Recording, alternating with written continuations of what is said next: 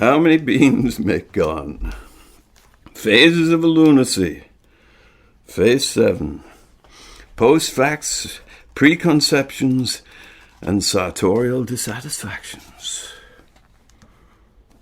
Believing you can change the future by changing the past, or change the past by changing the future, is no more or less believable than believing you can change your present by changing your shirt. Just doesn't suit you anymore. You've changed. You've become far more forward-looking or opted to go retro, and your shirt is signalling this new fact.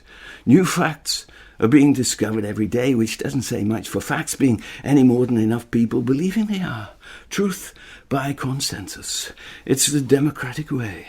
And to argue this truth must make you a liar, or a Republican, or a right-wing religious extremist, and a threat to the established chemise. That's French, and that's a fact. Or is it just a dictionary definition to not know that you are obviously not up with Oxford English, which maybe French by linguistic co-option makes for diversity of language. Variety is the spice of international misunderstandings. Anything is possible with a clear perspective and a clean shirt. We've obviously changed our perspective, our facts and our shirts so often in the past. The future is credibly up for fictional grabs.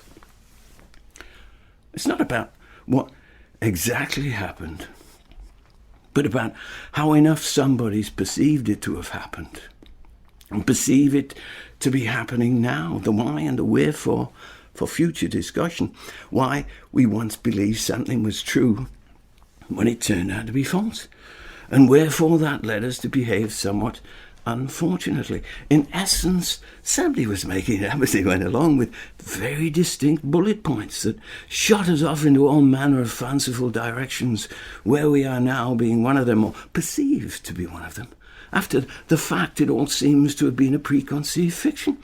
It irrevocably opened to change, for better or for worse, though we might consider it best to believe the worst is behind us and cultivate a predisposition to believe the best is yet to come, no matter how bad the present seems to be. We just need to discover a new fact and make it stick.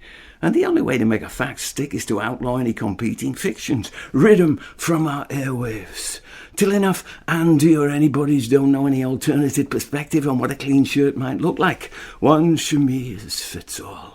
And who maketh the shirt can take it away, leaving you but an unfashionably bare-chested Frenchman from Oxford, vulnerable to a lot more than literary criticism. We know who you are. We know where you live, and you just don't belong in this documentary. You either get with a program or be deleted by it as some attention-seeking, narcissistic anachronism trouble seeker whose perceptions could no longer be diagnosed, and therefore you can never be cured of them. We're all on the genometric scale now.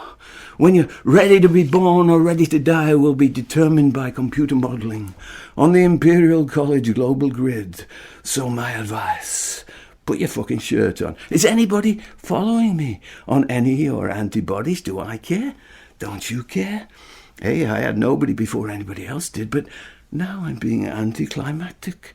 Just another victim of unpopularity.